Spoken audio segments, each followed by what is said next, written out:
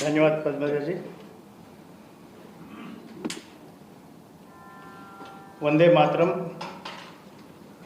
Bye Padmaja ji.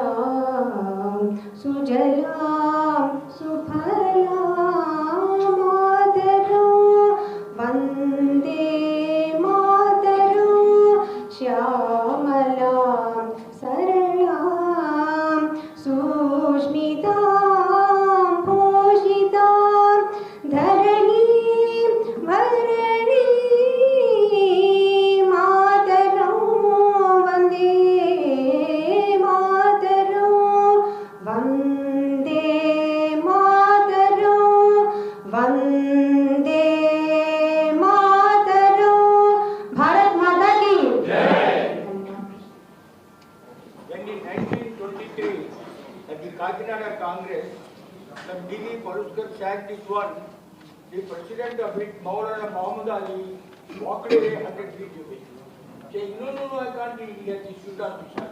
He walked away. Right. धन्यवाद. Please be seated.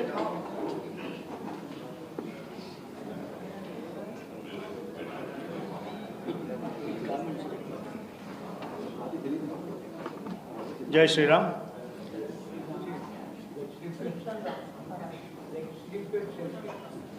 Let us not forget to remember all our Karsevaks who lost their lives for the cause of Ayodhya Ram Mandir. Let us show our respect by observing 1 minute silence. Memory of all the Karsevaks, hundreds of them who lost their lives. When Mulayam Singh mowed them down.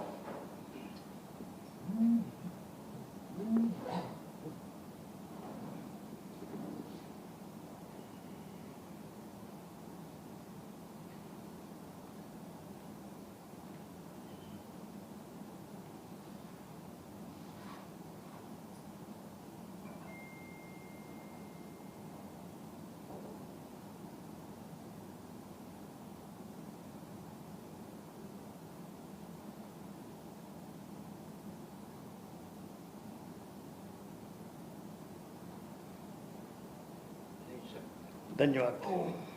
Oh. Let me start by introducing myself. I'm Chandrasekhar, Joint Secretary, Pragna Bharati, Telangana.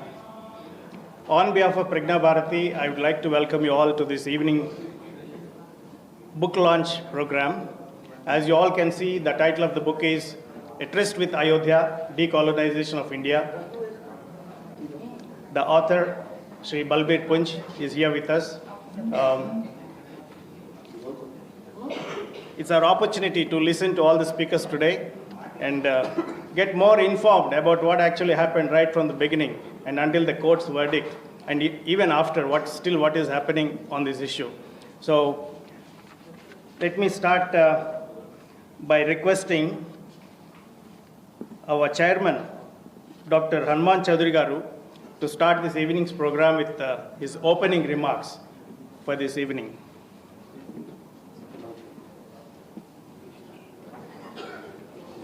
नमस्कार, आप सब बोलिए नमस्कार। नमस्कार। Not good evening, good morning, good afternoon, good watch. This is why this evening. Whereas if we say namaskar, it is all right good. Jai Shri Ram. Jai Shri Ram. Jai Shri Ram. Jai Shri Ram. Jai Shri Ram. Jai Shri Ram. Friends,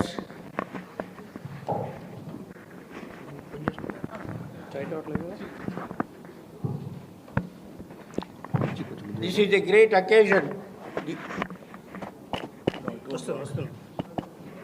It's working. Leave it. It's working. It's working. Camera, not speaker. It's a great occasion. This evening, a great book, Tryst with Ayodhya, is going to be released by an intellectual warrior, Sri Balbir Punj, an intellectual Hindu warrior, like the late Sri Sitaram Goyal, who was another great warrior. So he has written this book. It is a panoramic review of the events leading to the Ramlala coming back to his place.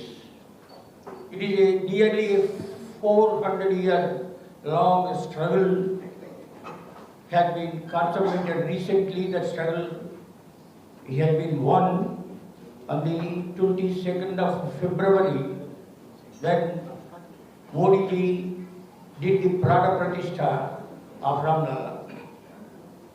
Friends, it is a sad story. Every country that has become free from colonial exploitation and imperial rule has gone back to its roots, but not India. For example, take the African countries. What was called Gold Coast, it became Ghana. What was called Ceylon became Sri Lanka. What was called Burma has become Myanmar. What was called Rhodesia, it is Zimbabwe. So every country that freed itself from imperialist rule, colonial exploitation, has gone back very proudly to its roots and said, this is not my name is this, but not Bharat. It is only now that even in the preamble of the Constitution, we are highlighting the word Bharat for our country. Friends, what a travesty it is that for a Ram temple, it was a temple which Babur's minion in 1528 had broken down and then converted into a mosque. Now this is exactly what Prophet Muhammad has done in his lifetime. 2 years before his death, in 632 AD, that is 630, he conquered Mecca. 10 years earlier, he had emigrated to Medina. And in Medina, he became a king and etc., etc., etc. He attacked Makkah. He went to the Kaaba, the holiest of the holy places. And there were 365 statues of the gods and goddesses of Arabia. So he pointed each one of them and said, smash, smash, smash. And then on the walls, there were portraits, paintings of Abraham, etc. He defaced all of them. And what Prophet Muhammad did is what every Muslim is supposed to do. If he is true to his faith, he must do this work. And that's what the discourse of those who invaded India and looted and afterwards settled down and ruled this country. Now, some of the leftists, the Marxists and others, led by that great lady, who is that? No, not Sonia Gandhi. Robila Thapar. Robila Thapar. So they go on justifying, say, no, they did not come for this purpose.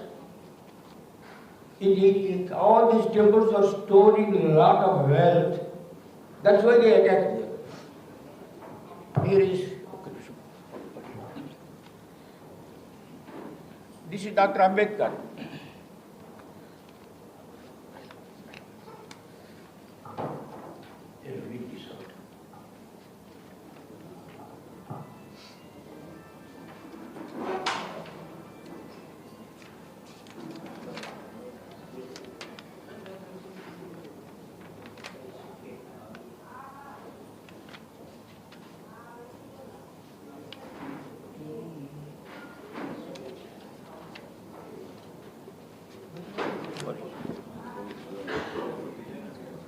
Because these days there is not a day when Dr. Ambedkar is not quoted and realized. He has written extensively upon the Muslim rule and invasions in India.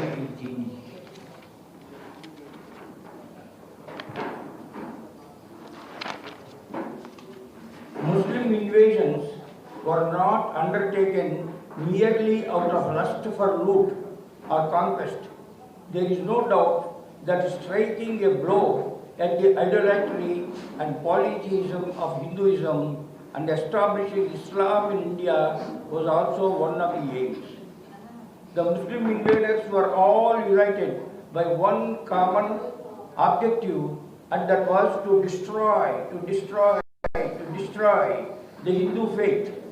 Slavery was the fate of those Hindus captured in the holy war. It's a holy war. They were enjoying to do that one. Islam is a closed corporation, and the distinction that it makes between Muslims and non-Muslims is very real, very positive, and very alienating distinction. So friends, smashing temples, desecrating them, and in those very places, constructing the mosque with materials there is an accepted principle and practice of the Muslim invaders in this country and elsewhere also. In Spain, they did the same thing. When they conquered Spain, all the churches were converted into mosques and people were forced to embrace Islam. But 600 years afterwards, when all the European powers joined together and reconquered Spain, they converted all the mosques back into churches. And they told the people, if you want to live in this country, come back to Christianity, or otherwise get out along with your conquerors. 90% of them came back to Christianity, and all the churches were converted, all the mosques were reconverted back into that. Unfortunately, we did not do this one. We did not do this one. But there was an impulse, there was a rush to do this one. In 1947, November, the Junagadh estate, when it exceeded 2 months before, 3 months before, to Pakistan, the people rose in revolt. And the fellow, the Nawab, ran away to Pakistan and it was taken over by India.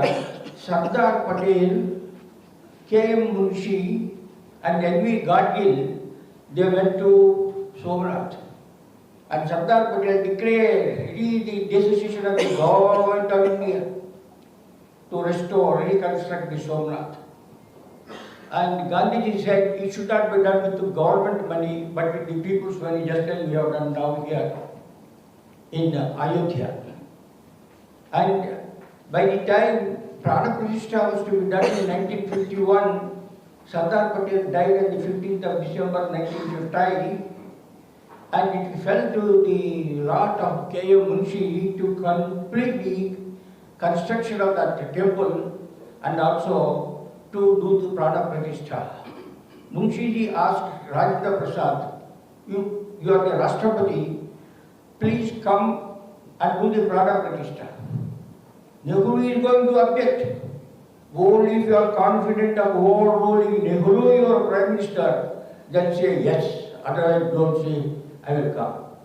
And Sardar Rajendra Prasad defied Nehru when they did the Prana Pratishtha in 1951 May. And that was to be done for so many other temples also. But unfortunately, Sardar Patel died on the 15th of January. December. 15 December 1950. 1950, December 1950. December 1950.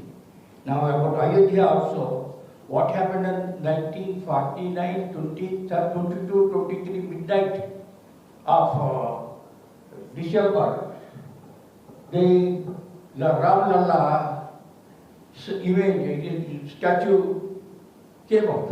What was the word that we are using? Not Prana Pratishtha. He exhibited himself. Sardar Patel died very soon afterwards. People wonder why, just like in Somnath, in Ram temple was also not constructed during that time.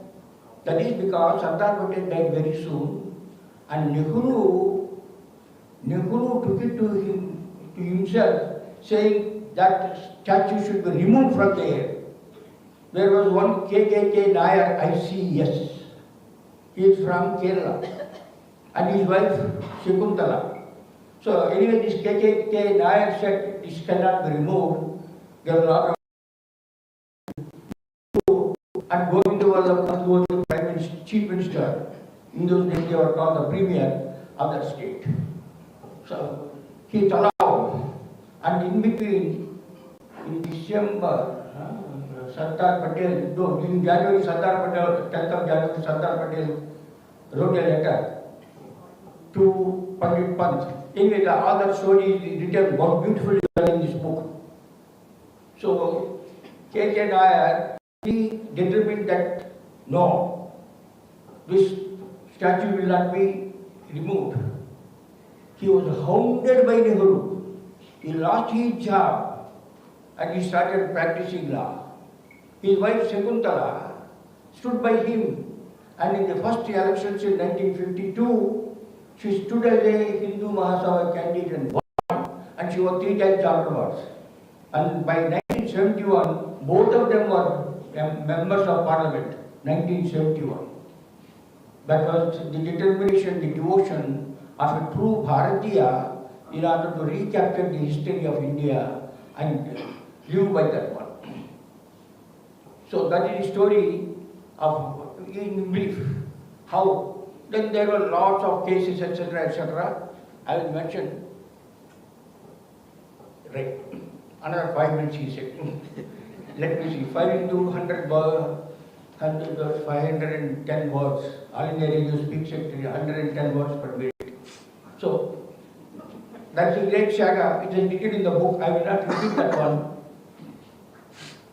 What is important is Rajendra Prasad, Munshi, Nehru could not do anything as long as Sardar Patel was alive. But after Sardar Patel's death, Nehru said, by accident of birth, I am a Hindu. By I am a Muslim, I am British, I am British. And he told India's, America's ambassador, Kenneth Galbraith in India, at the last Britain to rule India. Last Britain to rule India. It is because of such people that most of the temples now, let me finish this. Just as this battle for Ayodhya went on for 500 years, and the Supreme Court had to intervene, Allahabad High Court, and Allahabad High Court has already said in 2010 that it is built over a Rama temple. 3 judges, one of them was a Muslim. Similarly, 2019 Supreme Court judgment also out of the 5 judges, one of them is a Muslim who is now the governor of Andhra Pradesh. So these, in the 2010, Allahabad High Court established that there was a temple and the temple was smashed and the mosque came. Then there were 14 appeals to the Supreme Court for the next 9 years. Now, shall we repeat this strategy? Now, Gyanvapi and Keshwanath temple in Mathura, and there was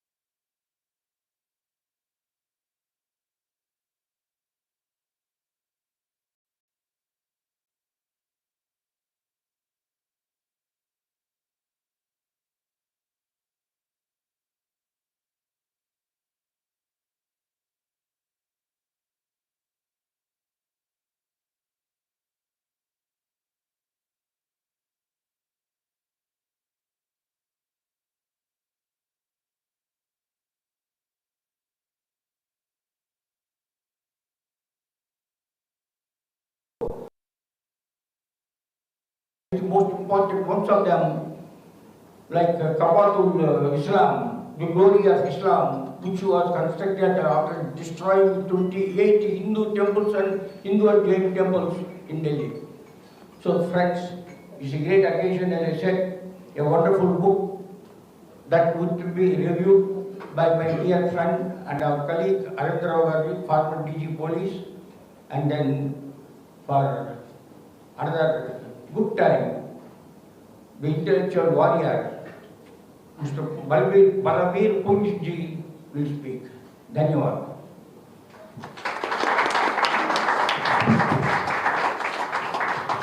Thank you so much, sir. That was Dr. Hanuman Choudhary garu.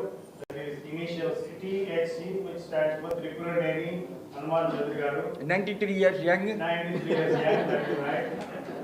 And we all get our energy from this. As you all know, he works for KSNL, that is ex-chairman of KSNL, and he is the current chairman of our Prajna Bharati. We all get our energies from his dedication, from his work, lifestyle, everything. Once again, thank you. Now, we have with us Aravind garu. You all know, he doesn't need any special introduction because we all know about him. He has been the ex-DGP, Director General of Police for combined Andhra Pradesh, and during his service and even after retirement, he has been dedicating most of his time and whatever way he can think of for the cause of Dharma. And he is here with us. Now I request Aravind garu to please talk about this book. 10 minutes. 10 minutes.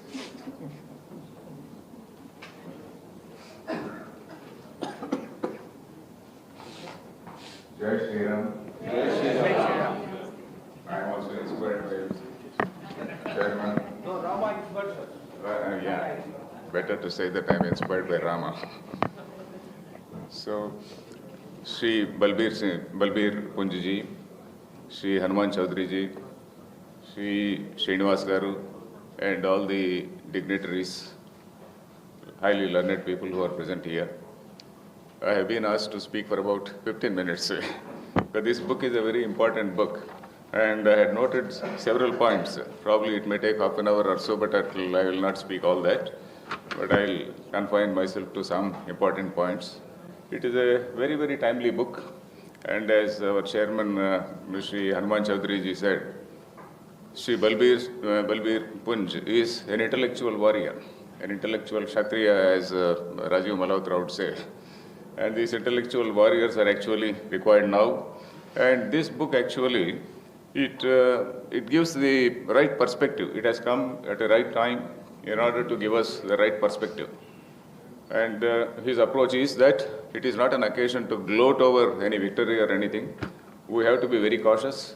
He is very aware that this is a sort of ongoing civilizational war in which we have to be always alert and we have to be vigilant if we have to retain and go forward. So that is what it says. And so, of course, I don't want to comment on what happened about 500 years ago during the time of Babur or Akbar. But one important thing which I didn't know was that there is also a theory that it is not only, it is usually presumed by us, that the temple was destroyed by Babur. But then there is also a version that it was destroyed by Aurangzeb's lieutenants. This I didn't know till I read this book. I was not aware of this. And there is a lot of research. In fact, I read almost all the chapters, including some of these annexures. And it is a mine of information. And a lot of historical information is available in this book. And the idea that it was destroyed by Babur, Babur is one version, but then Mir Baki, that is one thing. But the other one is Aurangzeb. Aurangzeb thing, that aspect I didn't know. So that is one point. And this issue of Ram Mandir was in the courts right from 1822. And in 1855, this Awadh, the kingdom of Awadh, it came under the British from Wajid Ali Shah, that famous Shatranj ke Khiladi. So from them, the British took over that Awadh kingdom, and from that time, the British were handling this particular case. And this book contains a lot of information about Mr. Nehru, Pandit Nehru, we should say. So this Pandit Nehru, what he did, and then how great this Pandit was, we do not know, because his book also is titled Tryst with the Destiny. We are aware of this, Tryst with the Destiny. And Tryst is again a very tricky word. Tryst actually means it is a meeting between two people who have some romantic relationship. That is what is a tryst. So, and Nehru's tryst was probably unfortunate tryst because it was not with a legitimate wife, but it was an illegitimate tryst probably. So that is the reason why Nehru could not appreciate the dharma, the Sanatana dharma of this land. And he always had some disdain, contempt for this particular dharma. So it was very unfortunate that at a very critical moment of history, we had a leader who was having a sort of disdain for this particular, dharma.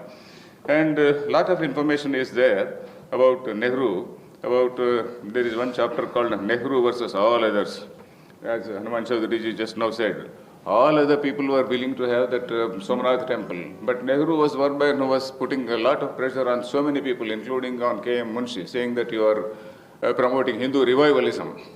So Nehru was a person who did all this, and we never knew any of these things in our history.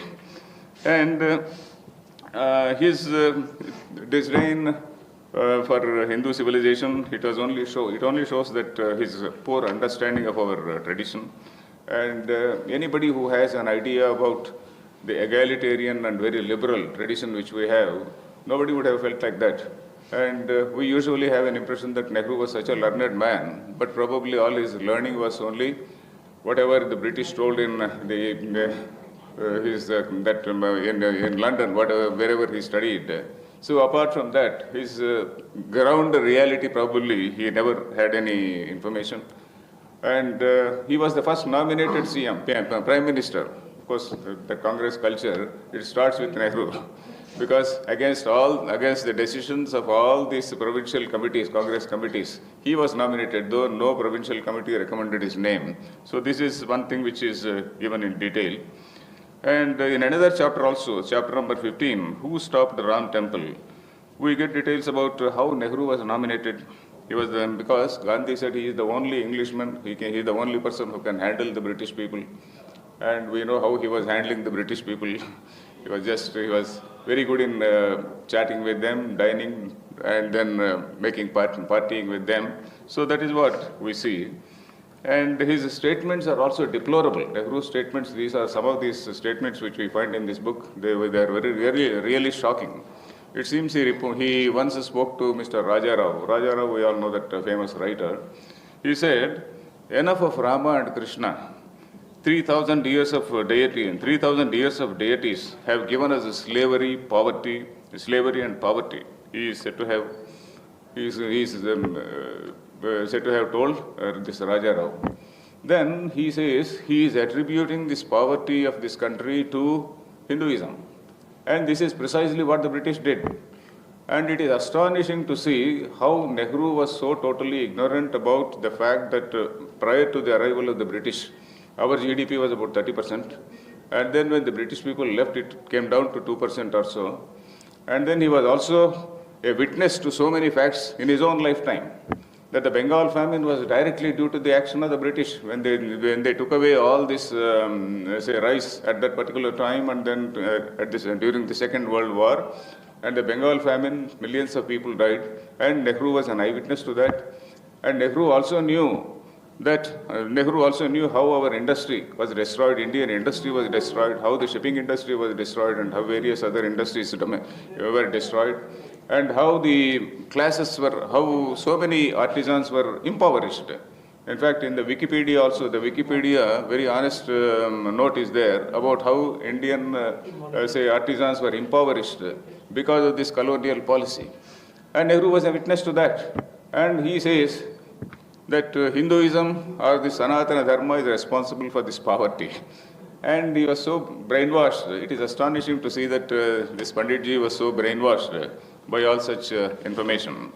And in fact, I wanted to read out some paragraphs, but then I don't have time.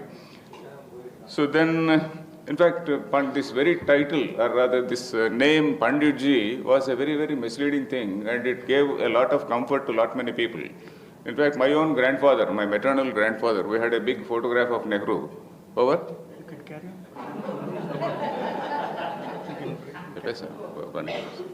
So my own grandfather, my maternal grandfather, we had a big photograph of Nehru, and he used to put kumkum to that Nehru picture every day, and then he used to say that, oh, he is a Kashmiri Brahmin, Kashmiri Pandit. So all the Pandits were under the impression that we are all ruled by the Pandit, by one great Mahan Kashmiri Pandit and all that. So he was successfully fooling the whole country that he was a great Pandit, and then he had absolutely no idea about the intellectual heritage of our country. Then after Nehru also, it is very, very pathetic to see. It is very, very pathetic to see that the government, the then government, that is at that time, the Congress government only, they were very unwilling to accept the abundant archaeological evidence which was there underneath. This is in page 199 onwards. It says, this entire archaeological evidence, it was so totally brushed aside. So that is what we see there. And the government submitted a petition in the Supreme Court saying that we can't say that there is absolutely no proof about Ram's existence in history. This is another stupendous ignorance, we should say. Is it ignorance or absolutely very incurable appeasement of the government? We do not know. It should be taken as incurable appeasement only. It can't be so total ignorance.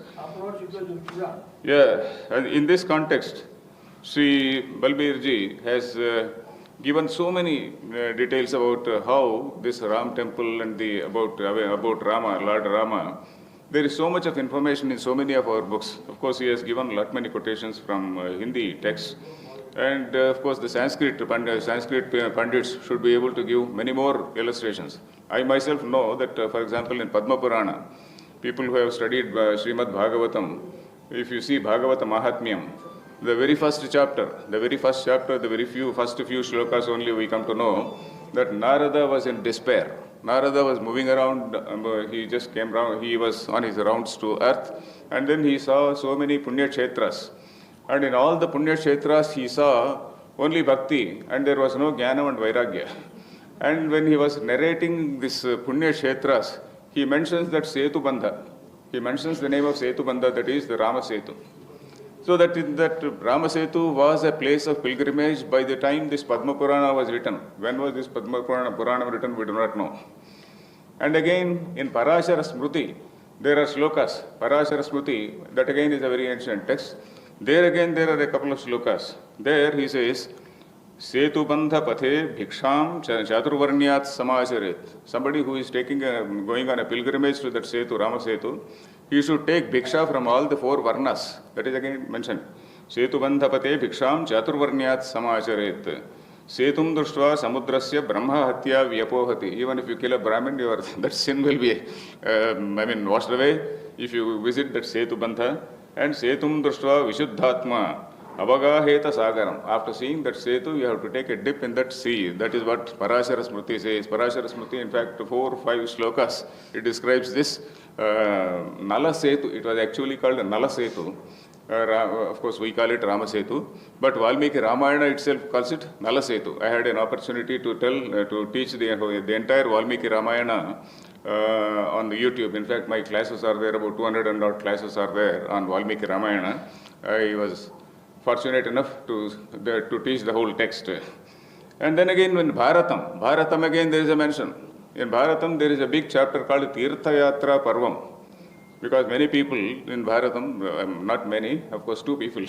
Arjuna, when Arjuna goes out for 1 year, then these Pandavas, they visit so many places. Several sages come to them, and then they used to give some confidence to them, say that you will again come back to power, etc. And then they described so many places there.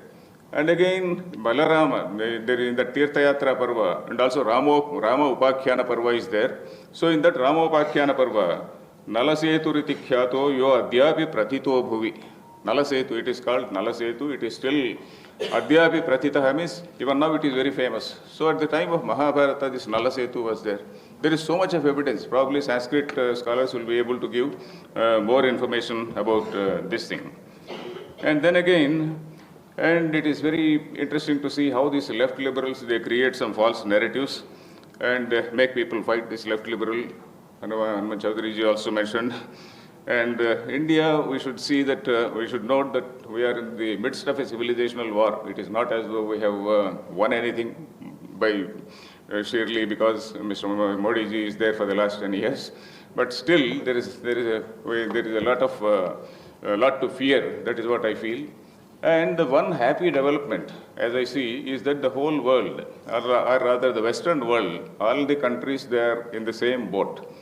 For example, America is also feeling the pinch of the illegal immigrants and then the pressure which they are exerting on the political system there. And the UK is almost gone. UK, if you listen to people like, say that Douglas Murray and others, Douglas Murray, who wrote that book called The Strange Death of Europe. If you see that book and other books, then we will see how these British people are really worried about the very existence. There are some no-go areas in Britain. There are some no-go areas in America. There are some no-go areas in Britain. And then some people cannot even come onto the roads in Britain. Jews particularly, they can't even come onto the roads in Britain. So that is the situation. And I feel it is good for us because all these fellows, they have been lecturing to us all these years. And these people, I hope that both are Abrahamic religions and both are brothers who have been fighting for the last 1,000 years. So these people will find out some solution. And we will also be having an opportunity to probably take some right decisions to normalize the situation, we can say. So that is how I have got some amount of hope. And it is the fact that our history was distorted and all that is very well known to us. And it is good that the emergence of social media, in my view, it is a very great positive factor. And this Ayodhya is a small rectification. It is rightly said by the author that Ayodhya is a small rectification of a great historical error. But then vigilance, eternal vigilance is very much required. And we have a right to defend our civilization. This is one thing which we have to see. Because no civilization should say that my civilization is the greatest. In fact, ours is the most egalitarian, most permissive, and most liberal. In fact, all the great ideals which now people talk of, that is this liberalism, secularism, all these things, if we read Gita and if we read the Upanishads, we see that these are the things which are there. This is our core doctrine. That egalitarian philosophy is our core doctrine. If we see our text and also see the other texts, then we will know where we are. And the real self-confidence comes to us only when we read our own texts. So with this, once again congratulate Shri Balbir Punjji for giving us a very, very timely book, this Tryst with Ayodhya. And his tryst is really an honest tryst, not like Nehru's tryst. And we all have a romantic relationship with Rama. We all not only a romantic relationship, but a very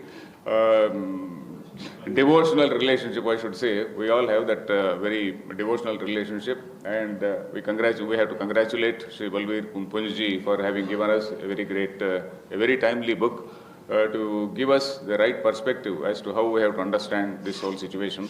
It may be a small incident in history, but if we have to have a long view of history, in the long flow of history, it's a very important event. So that has been rightly captured by Sri Balbir Punj. Thank you.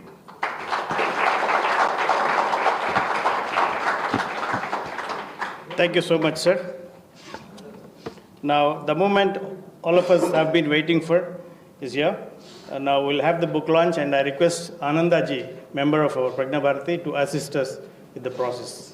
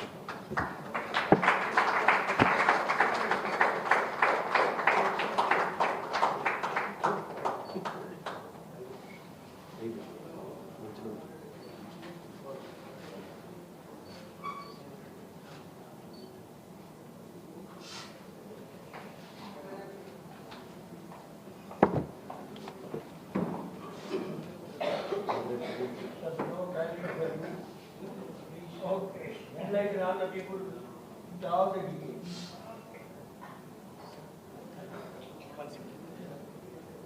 Nehru was defeated by Patel in 1950 as for the government portrait.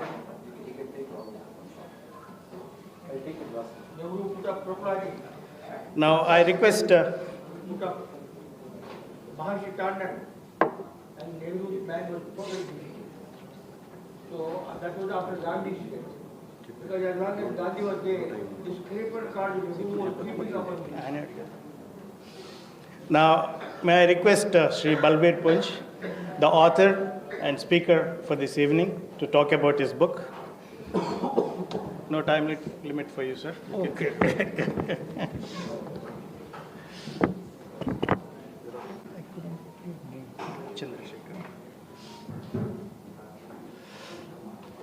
Thank you, Chandrasekhar ji. He said very generously, no time limit for you. I am reminded of a function which I attended about 2 decades back in Chandigarh. It was 12:30. And the program didn't mention how much time I had. So before starting on the mic, I asked the organizer, sir, how long can I talk or speak? He said, sir, you can speak as long as you want, but we will break for lunch exactly at 1 o'clock.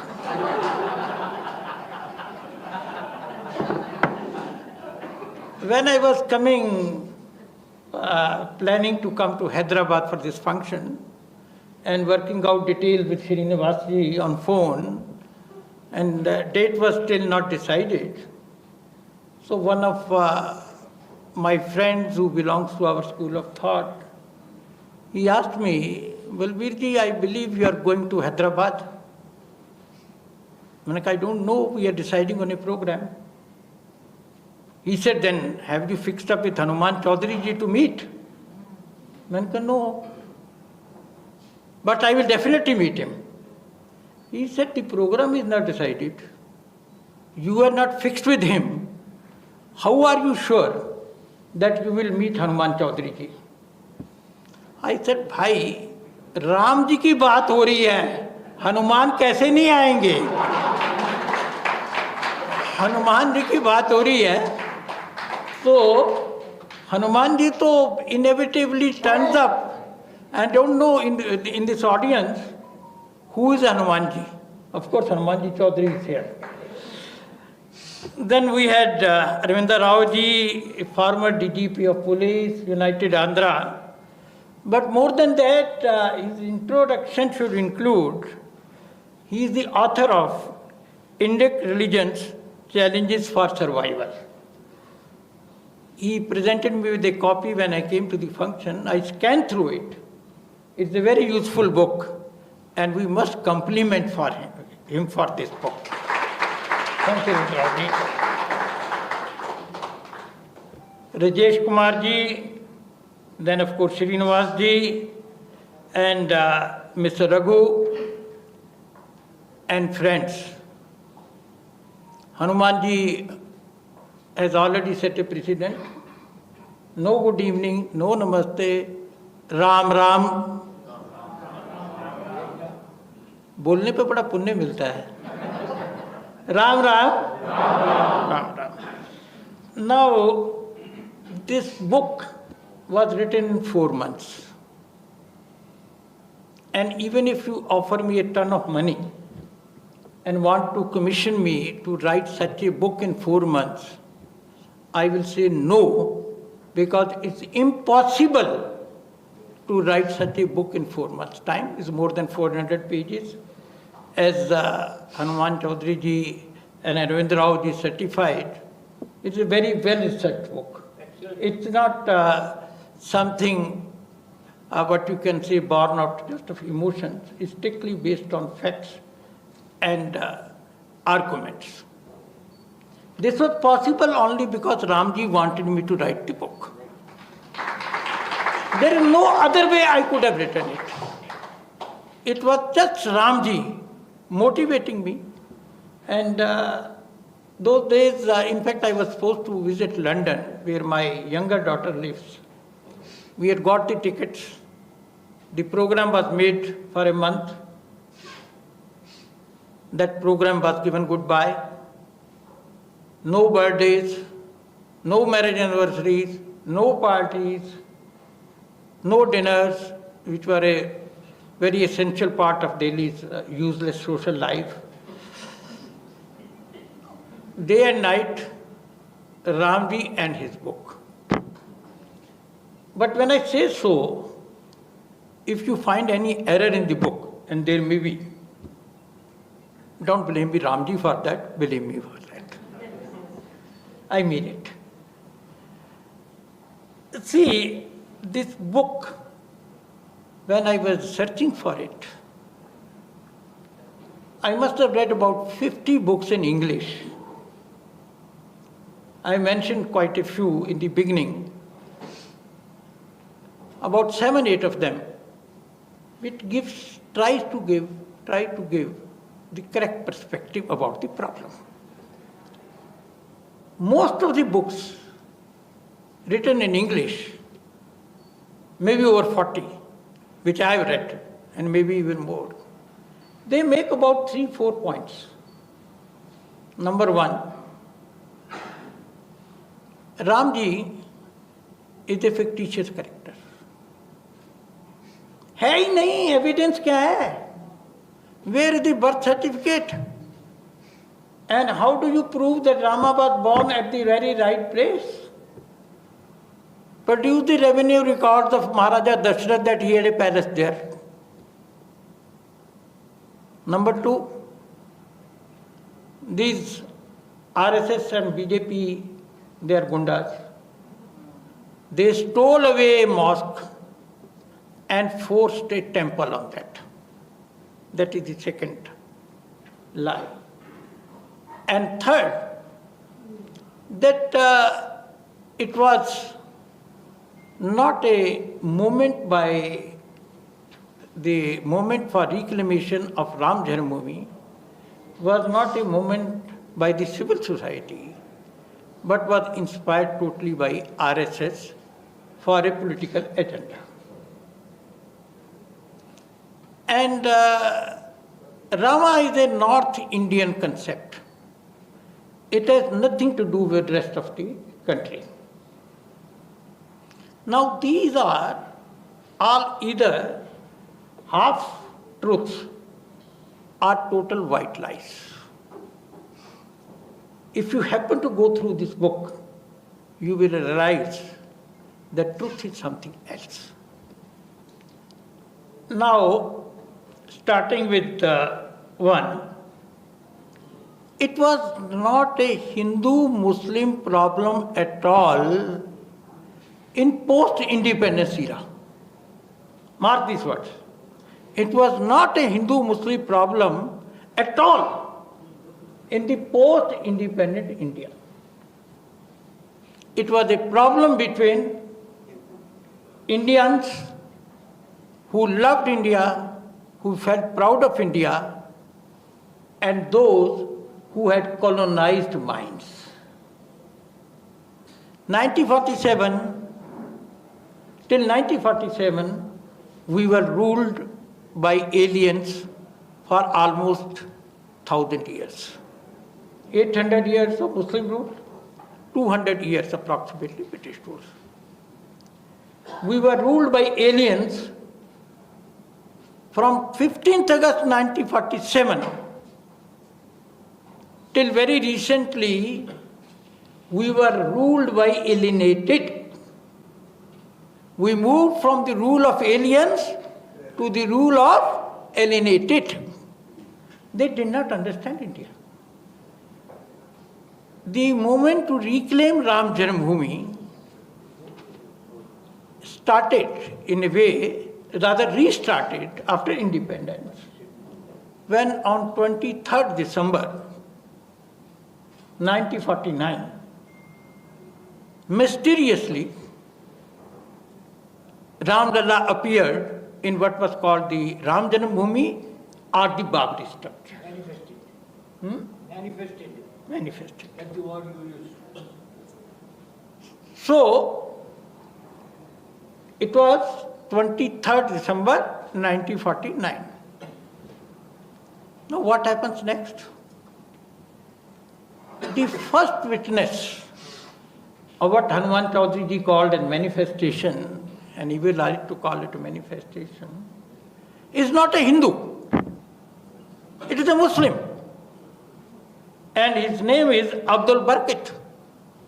He is a head constable in United Provinces Police. UP, Uttar Pradesh was known as United Provinces at that time. He was a head constable. He was posted in the police post, which was just bang opposite Ram Janmabhoomi Babri structure. And the locks broke down because the place was locked.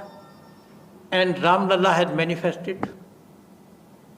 So he was called by the court later. Abdul Barkat, you are on duty. Please explain how Ramlala manifested himself, kya hua? What he said in the court, I have produced in the book, reproduced in the book. What he said in a sense was that I was on duty. I was keeping watch on the structure. Suddenly, there was a huge luminous light. I started blinking my eyes, but I couldn't face that light. And out of that light, this is what Abdul Barkat tells the court. A divine child of 5-6 years with a glow on his face appeared out of that light. This is not a Hindu making a statement. It is not a RSS or VHP worker making a statement. It is Abdul Barkat, a head constable in the police.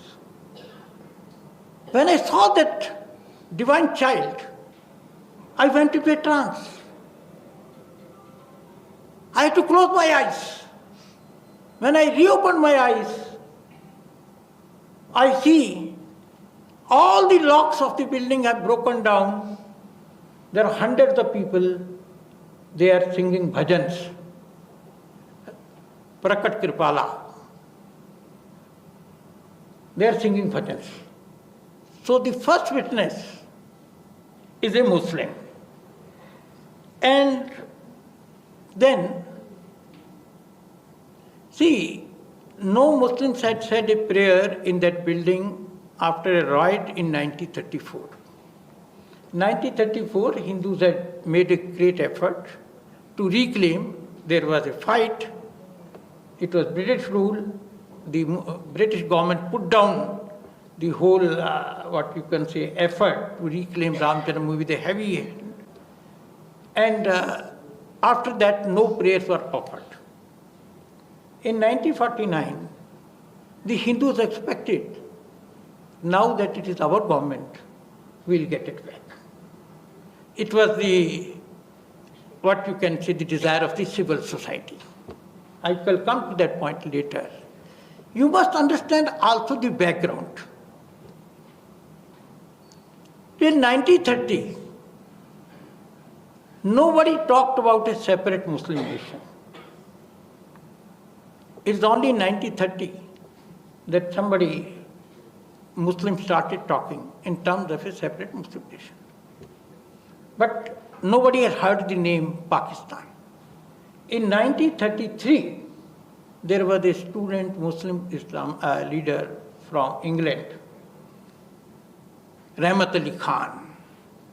He coined the word Pakistan. What year? 1933. And look at the miracle. In 14 years, 1933, 1947, a new country is born. You give them 1/4 of India. 1/4 of India. Forgetting every law, history, geography. And here, after 500 years of struggle, Hindus wanted 2.77 acres of land to build a temple for Ramji. पर वो नहीं मिल सकता.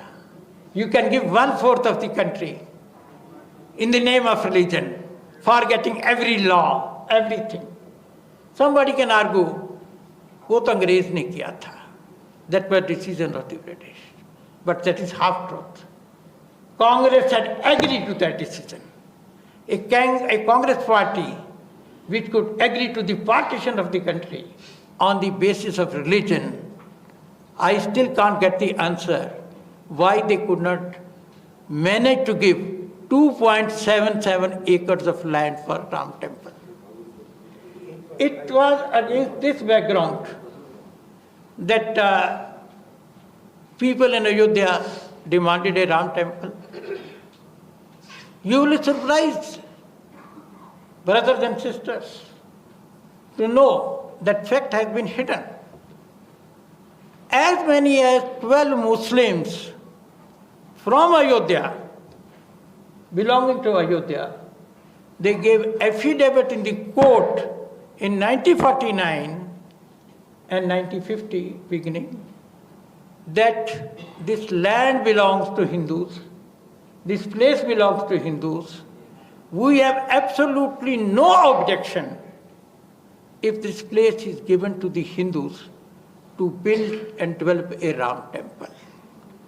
So I said in the beginning, it was not a fight between Hindus and Muslims. It was fight between genuine Indians and colonized minds led by Pandit Nehru. Now, what was the scenario in Ayodhya in 1950?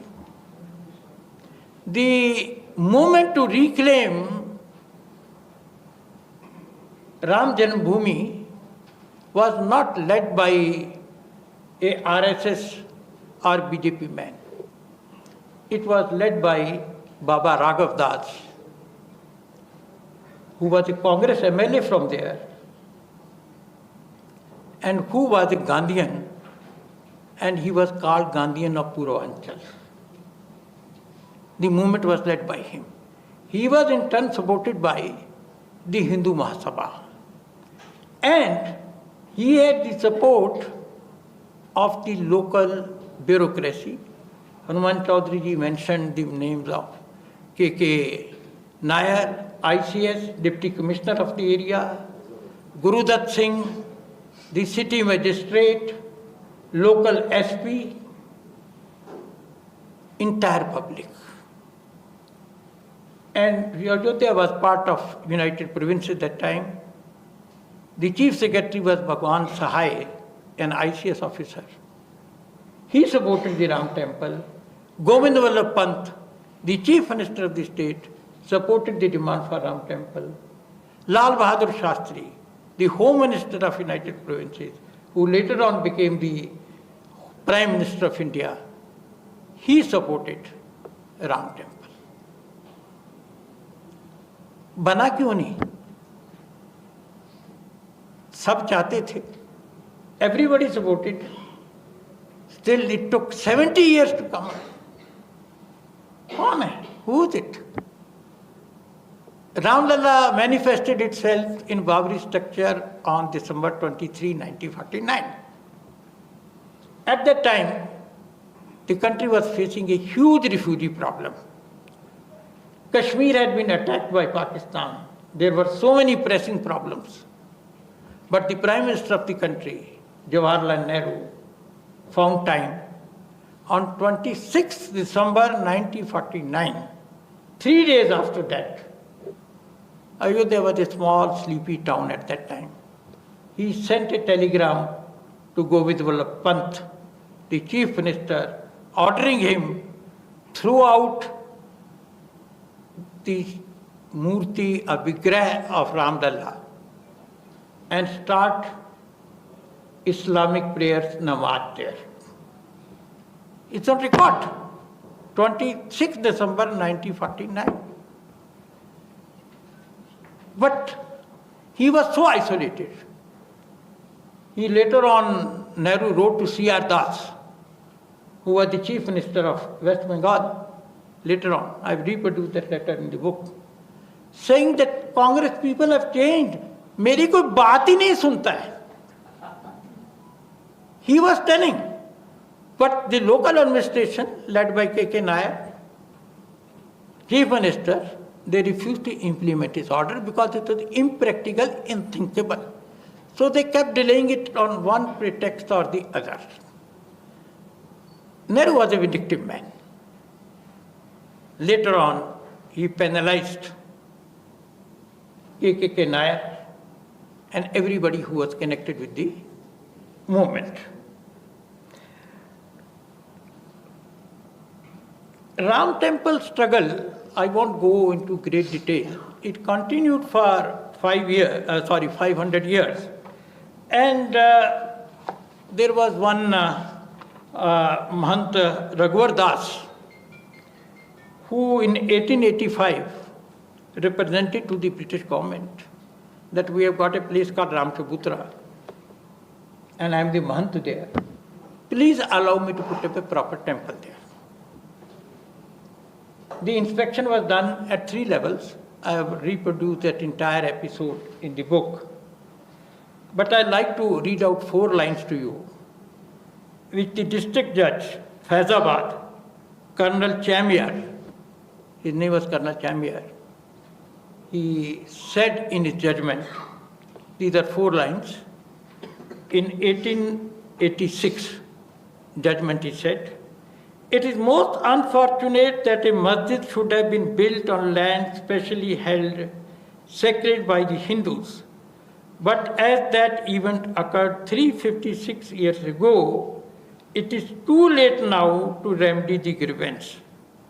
All that can be done is to maintain parties to status quo." You know, they were a colonial power. They had come here to rob and rule.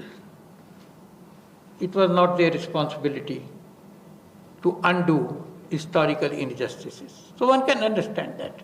But things should have changed when, what you can say, our independence have come. Hanuman Choudhary was referring to Somnath episode. The details are known. I like only to add one point. 12th November 1947, Sardar Patel was in Junagadh. The state has been merged after the army action or police action into Indian Union. It was the first Deepavali of independent India. Sardar Patel announced there that we will rebuild Somnath.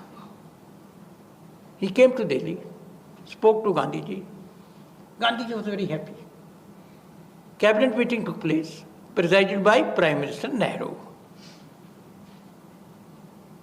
Sardar Patel shared the details. The cabinet headed by Nehru decided not only to rebuild Somnath, but also to finance its rebuilding. Gandhiji said no. Hindu society should donate. A trust was formed under the chairmanship of a cabinet colleague of Nehruji, Kanhaiyalal Maniklal Munshi, and they started building Somnath with public donations. 30th January 1948, unfortunately, Gandhiji was assassinated. 15th December 1950, Sardar Patel died. Now comes out not immoral, a moral sense of Nehru. A moral sense of Nehru. Duplicacy of his character. Till these 2 stalwarts were alive, he was ready even to finance the rebuilding of Somnath. The moment the 2 stalwarts died, he showed his true colors and, breaking all protocols, he advises President Rajendra Prasad not to go and inaugurate. Damn it, if that is a decision taken by your own cabinet. If you are so opposed to building of a temple by the government, you should have got to say at that very point of time that I will resign rather than allow a temple from coming up. The man was totally immoral, and that is a harsh historical judgment. Now, and this trend continued. The Manmohan Singh government, dominated by a run through remote by Sonia Gandhi, gave an affidavit in Supreme Court in 2007 saying that Ram is a fictitious character and there is no evidence of Ram Setu. Of course, it led to a lot of upset. I remember Dr. Karan Singh was my colleague in Parliament. So he considers himself, consider Lord Ram and that entire tree as his ancestors. He thinks that he's a part of that family tree. So he met me in Parliament after this affidavit has been filed, and he speaks to me in Dogri because I also come from that area. ओ पंडित जी साढ़े तो पुरखे ही गायब हो गए, सरकार ने कहता साढ़े पुरखे ही फिक्टिशियस ही. My entire family tree has been wiped out by the government. Later on they withdrew. And recently, when Rahul Gandhi was invited to Pran Pratishtha program, he did not go. You know why? There is no safe seat for him at all in this part of the country. Why not? Why not is 55% Islamic, Muslim. So if I go or seen anywhere in Ramlala temple, तो मैं जीतूंगा कहाँ से? So he had, the Congress party had to choose between Rahul and Ram, and obviously Congress party will choose Rahul. I have described the situation through a lyric, through a शेर. तेरे शहर के कारीगर अजीब है ये दिल, कांच की मरम्मत करते हैं पत्थर के औजारों से. You try to deal with Nehru's and Rahul Gandhi and Sonia Gandhi civilizational issue.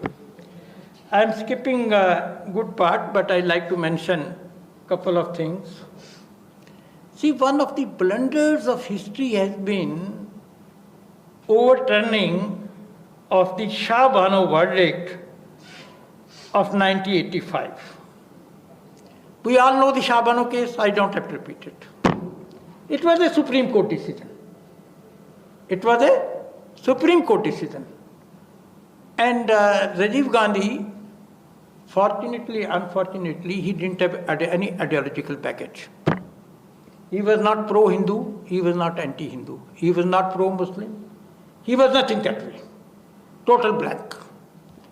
So he put up his young minister, Arif Muhammad Khan, who is the governor of Kerala, to defend the Supreme Court decision with all the arguments and powers in Parliament.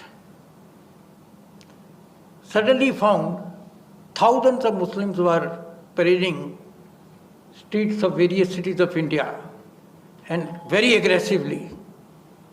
So then he started listening to other people that Congress will lose Muslim support. He let down his minister, leveraged his parliamentary majority of 400 MPs and overturned a Supreme Court decision. Now what is the inference from that? Obviously Muslim got a message.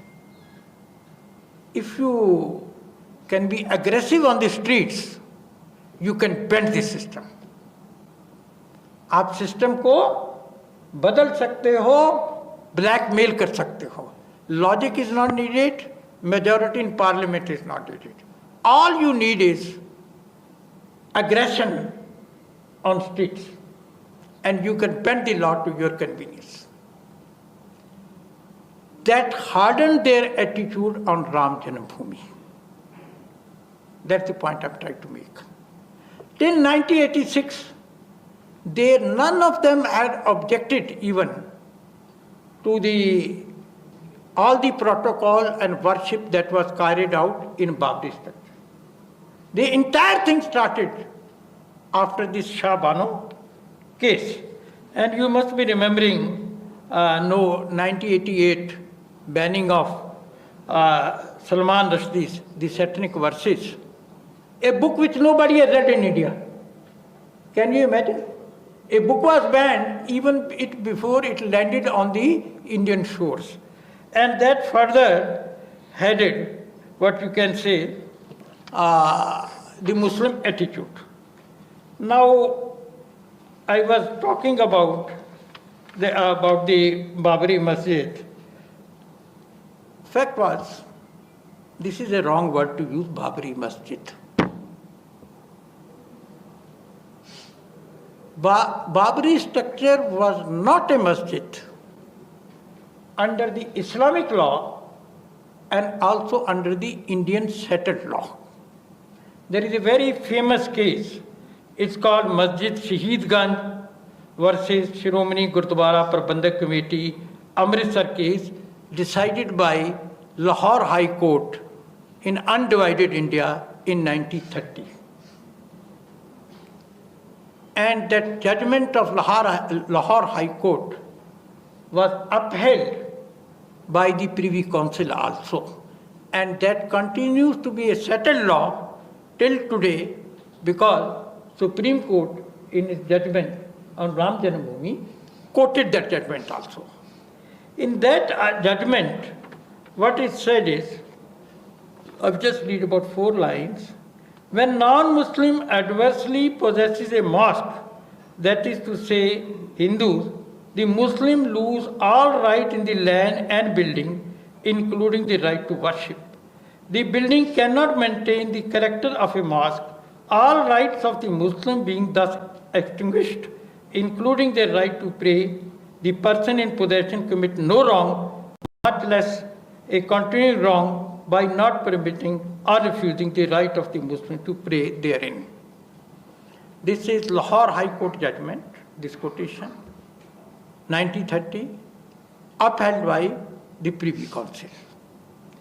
The basis is that mosque is not equivalent of a Hindu temple.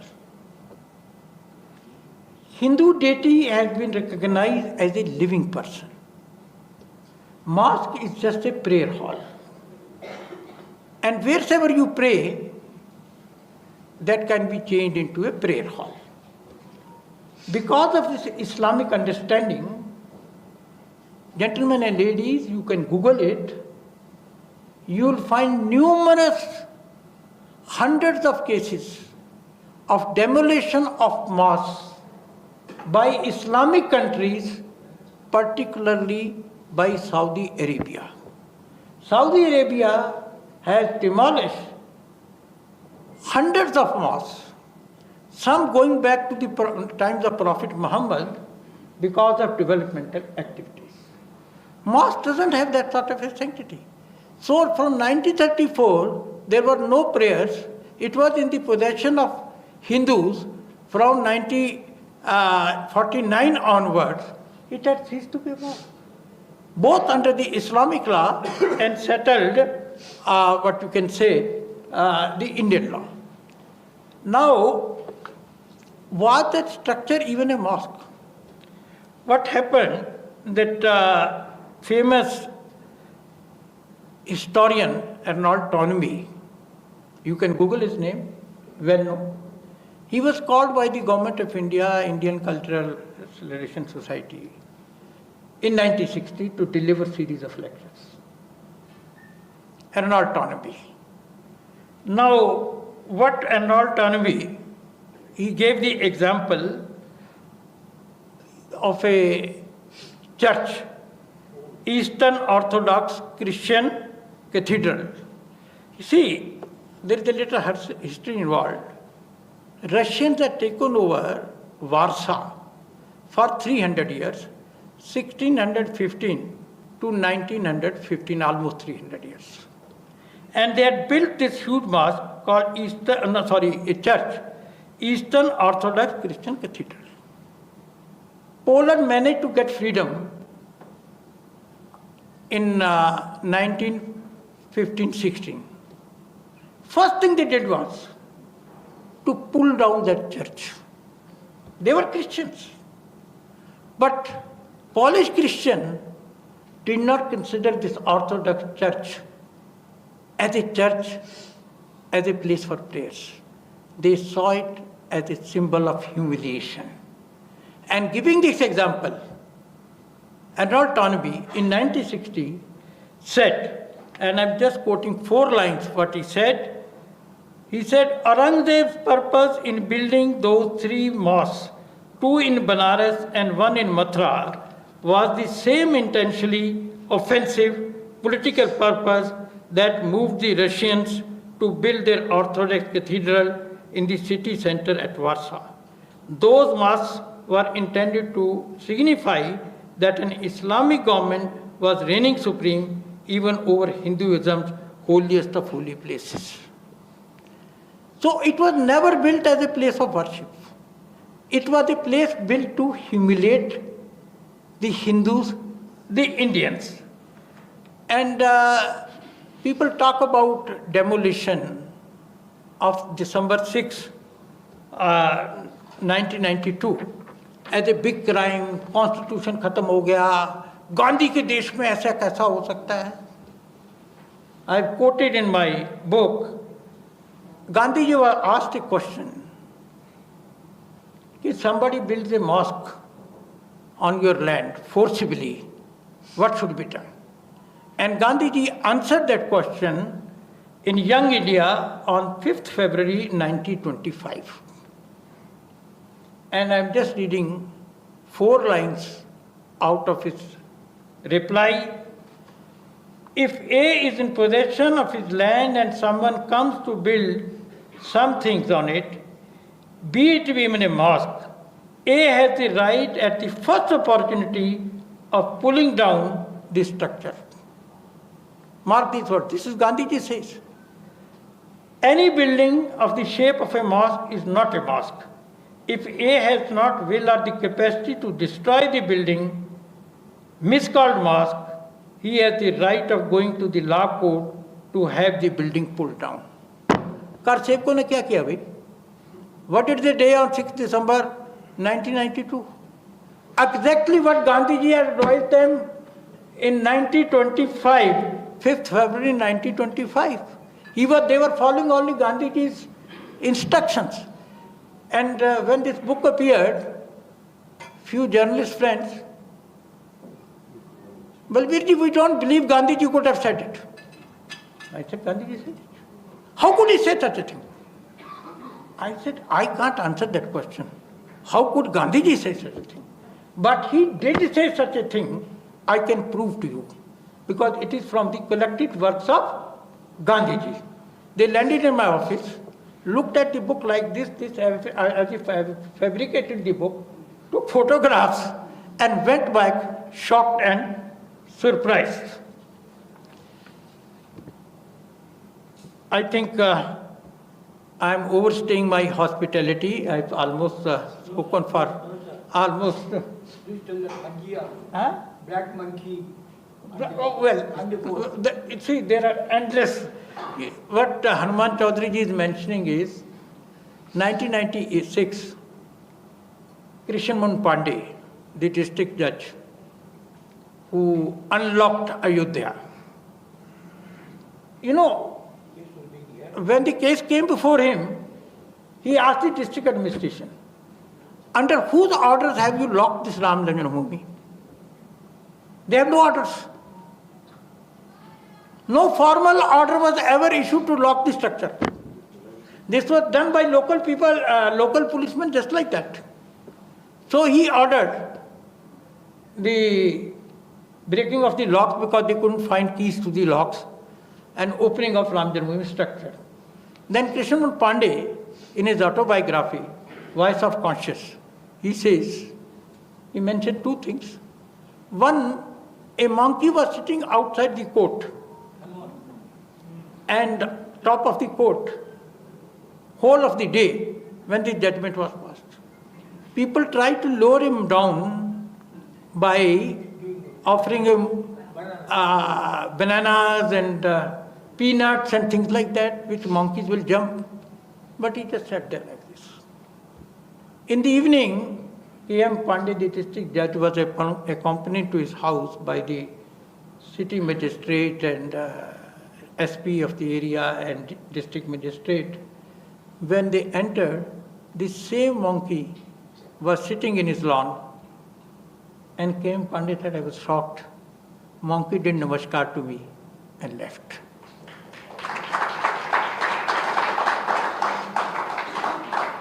See, Abdul Barkat seeing a young boy, Ramdallah, K.M. Pandey like this,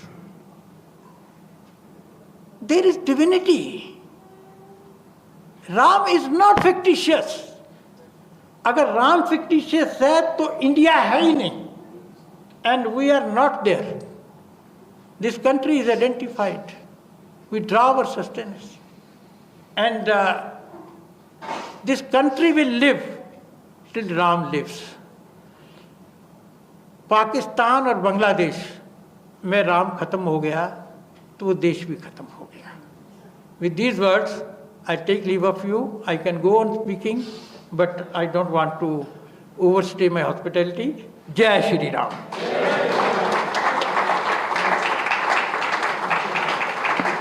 Just 4 lines I want to read, which I wanted to read, but in my emotions, I forgot. Just 4 lines. जो ना पूरा हो उसे अरमान कहते हैं. जो ना पूरा हो उसे अरमान कहते हैं. जो ना बदले उसे ईमान कहते हैं. जो झुके नहीं गिरकर फिर से उठे उसे मेरा हिंदुस्तान कहते हैं.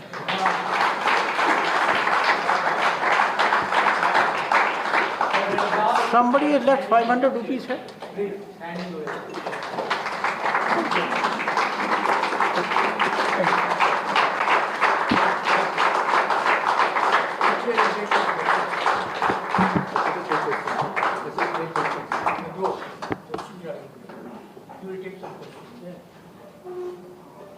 Thank you so much, sir. Balbir ji.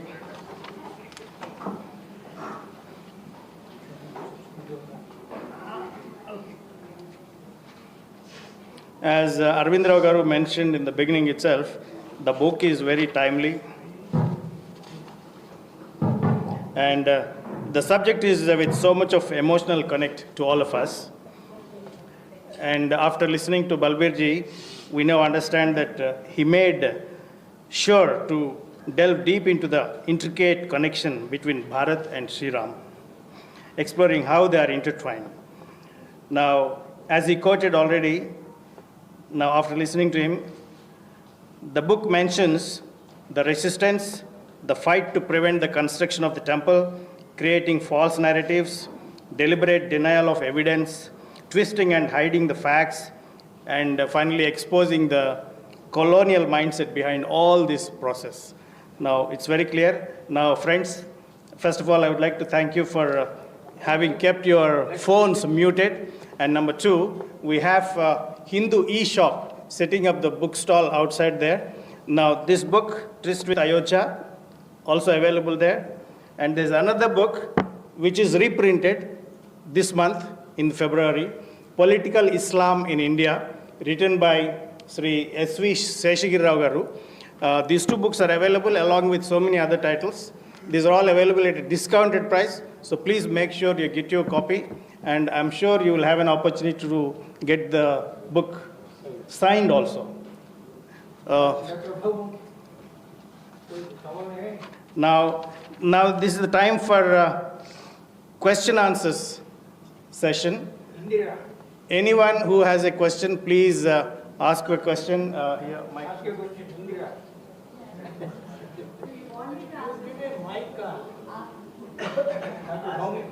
If you have a question, please raise your hand so that the mic will come to you. Mommy, you also.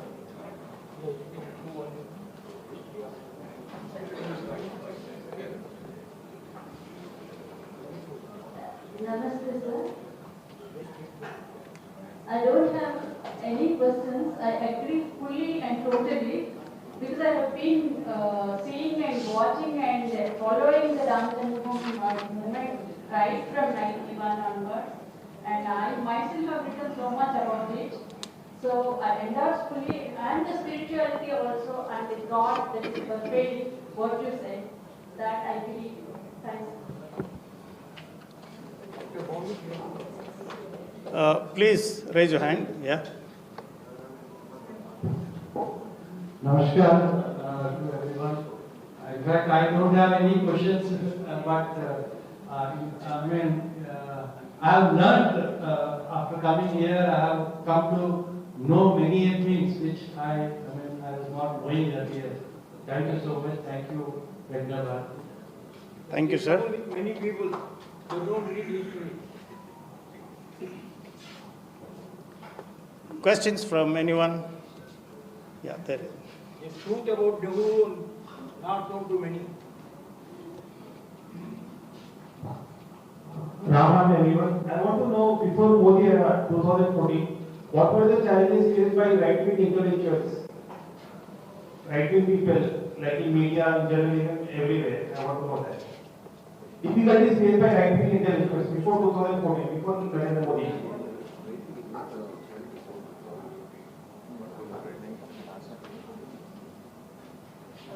Rajesh.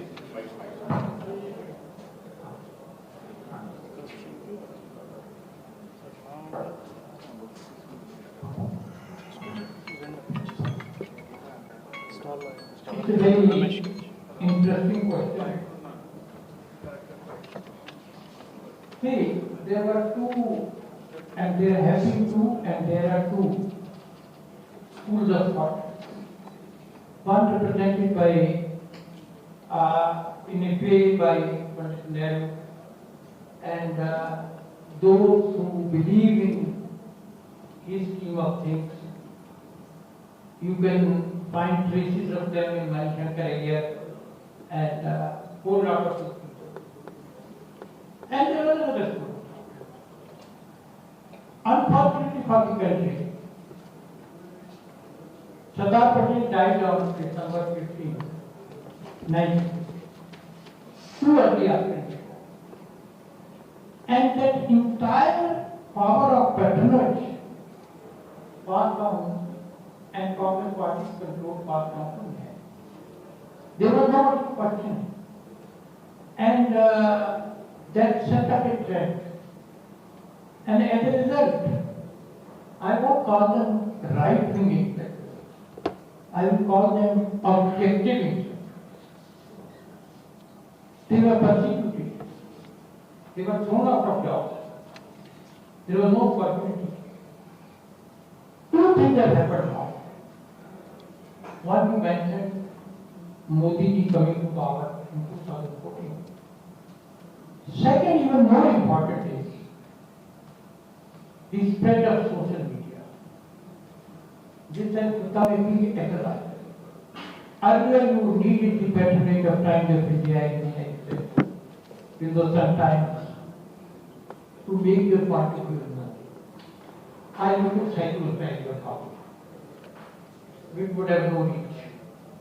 Now, without any cost, you can reach thousands of people. So that has brought about equality. And now what you call right wing, which I call objectivity, has an even chance on its merit with the merit to succeed.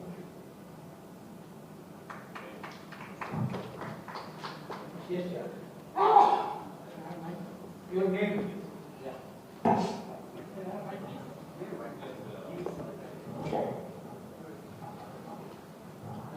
Hello, sir. My name is Ayodhya. I've been reading some of some of your programs. Now I just had a cursory look on this because we're little late. You gave me a chance. Now I just wanted to know, now that you have written this, can we look forward to any trace with Janmati or other Mathura also in this special?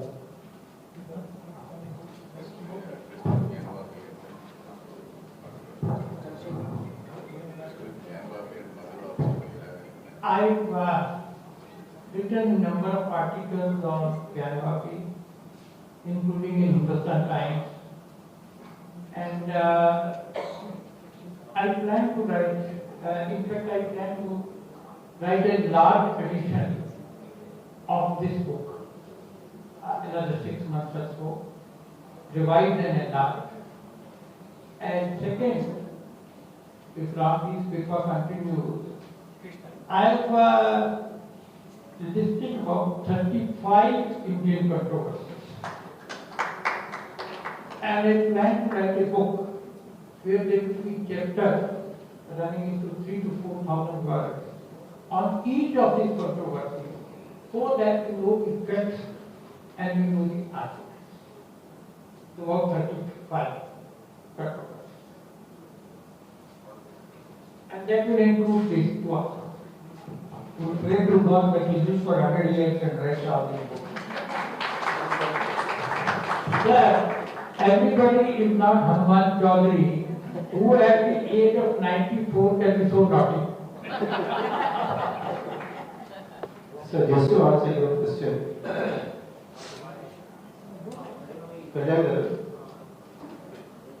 so just to answer your question, Vikram Sampath is writing the book and the book is getting released on 4th in Delhi, Complete History of Gang Hockey. It is already coming in the next couple of days. And we may launch it again as well. The question is, shall we have to go through the stomach again? Stomach ache again? Allahabad High Court has given a judgment in 2013 and Supreme Court is under 9 years after that. So like this for every gang copy and afterwards mother. That's why I said that the archaeological survey of India be tasked to survey all these and come out with different opinions and then we will see what happens. I would like to read about this Jagrati Guru, what Balbir has written.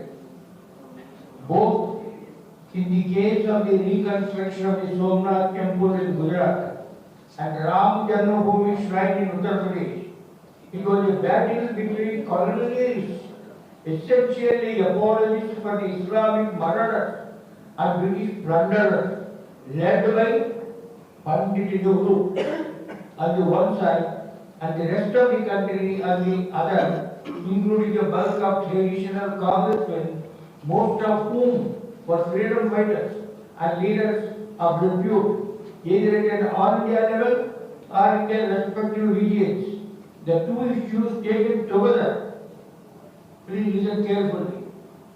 These two issues taken together, unmasked Nehru for what he was, behind the facade of a liberal leader.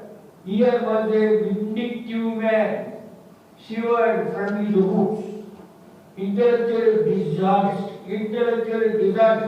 and a rank opportunist. This judgment may sound harsh, but is entirely substantiated by facts and Nehru's conduct. Now the Congress is taken over by Indo-Italians. There used to be Anglo-Indians. Now there is a family called Indo-Italians. So it is taken over by mother, son, daughter. And some people are so servile that they worship them, and but for them there will be no Congress. That's what they think. So this is a very, very bold and correct statement. Because after Gandhiji's death, Nehru was proved to be a man of straw. Who should be the president of the Congress in 1950? By the time Gandhiji was dead, that is, Nehru was creeping upon him. So Gandhiji was dead. Nehru put up Kripalani for the presidency. Sardar Patel put up Mahasi Tandon. And Tandon beat Kripalani. How? So he said, you know who is Congress? Who is Congress? It is not Nehru. It is those who are opposed to them. And Nehru saw to it that Tandon resigns. This Nehru family has been a splitter of the Congress. He has been a splitter of the Congress. So in 1950 September, in Surat, there was a Congress which had to be anointed. Tandonji. Nehru said, you want me or Tandon? You want me or Tandon? It is just like Gandhi saying, Patel is defeated by defeat. So Gandhi, Subhash Chandra Bose defeated Gandhi. Similarly, Tandon defeated Nehru in his candidate. Now, Nehru saw to it that Tandon was forced to resign because he said that nobody should join the working committees and this, etc. Just like Gandhi said about Bose. So this is the type of history which Mr. Dr. Bobek is a doctor, medical doctor, but he went through all the so many documents and wrote a 2-volume book about the whole statement of facts. Conclusions are for you to take, for the readers. Thank you. Thank you, Any Choudhary. more questions? You have spent so much time. Yes. Please go ahead.